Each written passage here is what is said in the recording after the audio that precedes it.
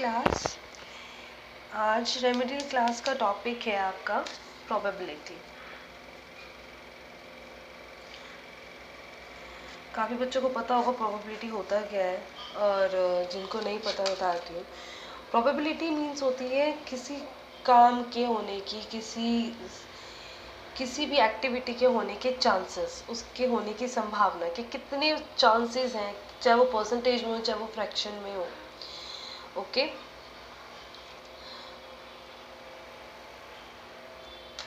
तो प्रोबेबिलिटी के मैं आपको कुछ बेसिक पॉइंट्स आज बताऊंगी आपको, और वो बहुत ही बेसिक पॉइंट्स है। वो मैं इसलिए आपको रेमेडियल क्लास में करा रही हूँ ताकि आपको आगे जब इससे बेसिक आपके चैप्टर शुरू होंगे तो आपको उसके बारे में पता हो कि what are the basic properties of probability, कि कैसे बेसिक प्रॉपर्टीज़ से हम उसको आगे फॉरवर्ड कर सकते हैं। ओके तो प्रोबेबिलिटी में सबसे मेन होता है, अब जैसे आपको पता है, अगर हम परसेंटेज वाइज अगर देखें तो आपको पता है what is the total percentage always is 100%, right. Total percentage होती है आपकी 100%। उसी से अगर हम कहते हैं, अगर हम किसी चीज़ को 100% ना भी बोले कि हमारे इतने परसेंट मार्क्स आए हैं, तो हमें इतना पता है कि इतने परसेंटेज मार्क्स आए हैं आउट ऑफ 100। आउट ऑफ 100 बोलने की हमें ज़रूरत ही नहीं पड़ती है। जैसे अगर हम नॉर्मल मार्क्स बोले तो हमें मार्क्स को बताने की जरूरत पड़ती है, लेकिन परसेंटेज में हमें ये बोलने की जरूरत नहीं पड़ती कि this is the total percentage out of which we got this number. ठीक है, ऐसे ही प्रोबेबिलिटी जो आपकी होती है, प्रोबेबिलिटी हम बेसिकली फ्रैक्शन में देखते हैं। ठीक है, 2/3 प्रोबेबिलिटी, 1/3 प्रोबेबिलिटी, 2/5 प्रोबेबिलिटी, इस तरीके से। So what is the total probability? Total probability होती है आपकी 1। क्यों? अगर मान लो किसी भी काम के होने के टोटल चांसेस है 5। ठीक है, अगर मैं कहूँ कि 100% उसकी प्रोबेबिलिटी है 100%, यानी कि 5/5, 5 में से 5 की प्रोबेबिलिटी है, तो 5 में से 5 प्रोबेबिलिटी क्या हो गई? 1। दैट इज वाई जब भी आप कहोगे टोटल प्रोबेबिलिटी, अगर हमारे पास कोई भी 3 काम है कि हमने एक किसी पर्टिकुलर चीज़ को हमने 3 हिस्सों में बांटना है। ठीक है, 3 हिस्सों में बांटना है, तो इसके होने की प्रोबेबिलिटी, इसके होने की प्रोबेबिलिटी और इसके होने की प्रोबेबिलिटी, अगर हम ये कहोगे इक्वल पार्ट है, तो ये है हमारा 1/3, ये 1/3, ये 1/3, तो टोटल पार्ट आपका क्या हो गया? 3/3, यानी कि 1। सो टोटल प्रोबेबिलिटी अगर आपसे कोई भी पूछा जाए, अगर आपको कहे किसी चीज़ की प्रोबेबिलिटी, अगर मैं आपको कहूँ हमने कोई एक इवेंट ले लिया, लेट्स से कि हमने एक इवेंट ले लिया, प्रोबेबिलिटी ऑफ इवेंट ई, उस इवेंट को हमने नाम ले दिया ई, कुछ भी है, ठीक है, एक्स, तो probability of not event E, यानी कि नॉट इवेंट ई की प्रोबेबिलिटी आपकी मान लो वाई है, तो बस एक यही है, इवेंट ई और नॉट इवन ई, यानी कि आपके पास कोई चीज़ है उसको 2 हिस्सों में बांट दिया, ये ई प्रोबेबिलिटी है, ये नॉट ई है, तो probability of event E plus not event E, हमेशा ध्यान रखना है आपने, वो क्या होगा? 1। Okay, always 1। अगर आपको किसी चीज़ की ये दे दी जाए कि probability of getting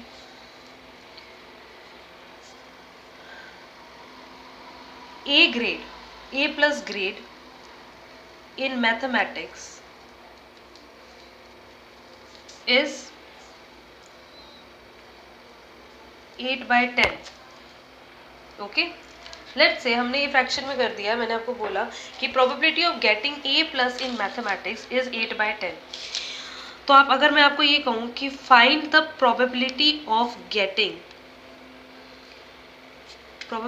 getting not A+ in mathematics, same question रहेगा, बस इसमें क्या चीज आ गई? A+ की प्रोबेबिलिटी ये है, तो नॉट A+ की क्या होगी? 1। टोटल प्रोबेबिलिटी में से माइनस कर देंगे प्रोबेबिलिटी ऑफ A, राइट, तो आपका क्या आएगा? 1/8/10, तो आपका क्या आ गया? 2/10। वैसे अगर आप नॉर्मल भी देखते हो, आपको पता है कि अगर A की प्रोबेबिलिटी 8/10 है, तो नॉट A की क्या होगी? 2/10। टोटल पार्ट हमारे 10 है, तो जो बच गए वो नॉट A है, तो वो नॉट A कैसे निकल के आया?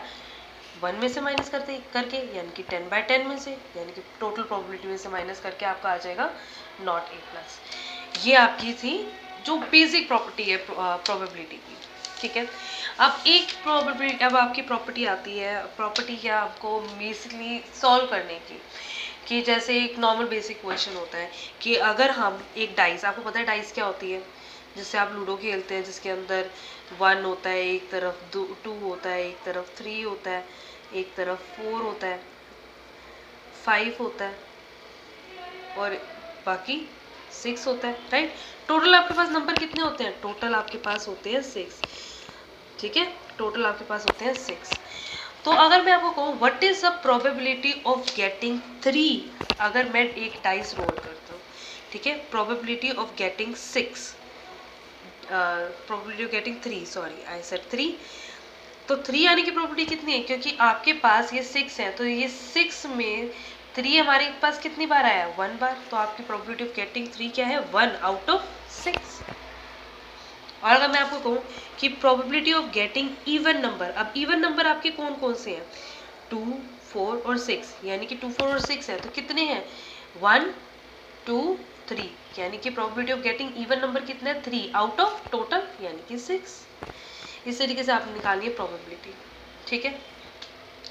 और अगर मैं ये कहूँ कि अब जैसे किसी सेम क्वेश्चन में आपको मैं ये कहूँ कि अगर दो डाइस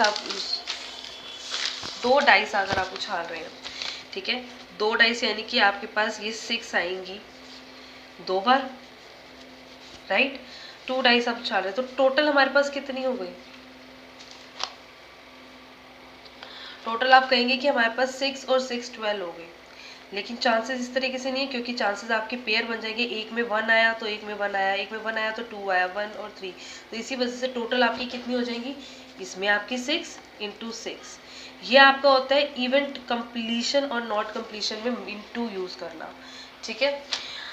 अब क्योंकि ये आपकी थोड़ी सी हाई क्लासेस के लिए होता है, ठीक है, तो मैं अभी आपको ये चीज़ नहीं बता रही, बस आपको मेन चीज़ ये आनी चाहिए कि how to calculate the basic probability. जैसे आपके पास मान लो in a container, ठीक है, in a container you have 5 orange toffee, 7 mango toffee, 8 coffee toffee and 10 milk toffee, ठीक है। अब नॉर्मल आपका क्वेश्चन है, आपको सबसे पहले क्या निकालना है? टोटल, क्योंकि हमेशा आपको टोटल कहाँ लिखना होता है? डिनोमिनेटर में। डिनोमिनेटर में आपका हमेशा टोटल आता है when you calculate the probability. अब टोटल निकालने के लिए क्या करोगे? सारी टॉफीज को प्लस कर दोगे कि how much total toffees are there, 5, 7, 8, 10। जब आप इनको प्लस करोगे तो आपको पता है आपको कितना आएगा, ठीक है। जब आप इनको प्लस करोगे, अब मैं आपको क्वेश्चन जैसे देती हूँ, what find the probability of getting, कि उसकी चांसेस कितने हैं, प्रोबेबिलिटी कितनी है of getting 2 mango toffee, okay. 2 mango toffee निकालने के आपके चांसेस कितने हैं, ठीक है। अब 2 मैंगो टॉफी है तो 2 में फिर से वो मल्टीप्लाई वाला केस आ जाएगा, लेकिन वो फिलहाल आपके सिलेबस में इतना है नहीं। पर आपको अगर मैं कहूँ probability of getting 2 mango toffee, तो सबसे पहले आप 1 मैंगो टॉफी निकालोगे। 1 मैंगो टॉफी की प्रोबेबिलिटी क्या होगी? 7 डिवाइड में टोटल, ये पहली प्रॉपर्टी हो गई, इनटू, अब मैंने आपको इनटू का थोड़ा सा बताया, सिर्फ आपने ये चीज़ ध्यान रखनी है, आपने सिर्फ ये चीज़ देखना है कि 7 बाय टोटल आना है या 8 बाय टोटल आना है या क्या। अब दूसरी बार भी आप निकालोगे तो आपको पता है 7 में से एक टॉफी कम हो चुकी है, तो अब 7 में से कितना रह गया? 6 मैंगो टॉफी, और टोटल में से भी एक माइनस हो चुका है, क्योंकि हम ये पहले निकाल चुके हैं।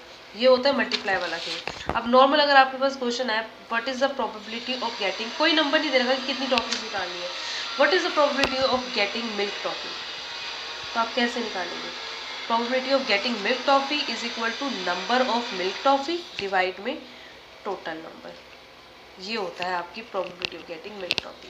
तो नंबर ऑफ मिल्क टॉफी कितनी है? 10 बाय टोटल, जो भी आपका होगा, चाहे वो 100 हो, चाहे मैं इसके अंदर ऐड कर दूँ लाइक 2 चॉकलेट्स, ठीक है, मैंने 2 चॉकलेट्स ऐड कर दी, तो इसके अंदर टोटल में भी आपके 2 ऐड हो जाएंगे, उसी हिसाब से आपको क्वेश्चन चेंज हो जाएगा, यानी कि टोटल में इफेक्ट आ जाएगा। आपको नॉर्मली प्रोबेबिलिटी इस तरीके से निकालनी है, क्योंकि this is the basic of doing the probability question. अगर आपको ये चीज़ आ जाएगी तो आगे आप प्रोबेबिलिटी क्वेश्चन ईजिली कर सकेंगे, ठीक है।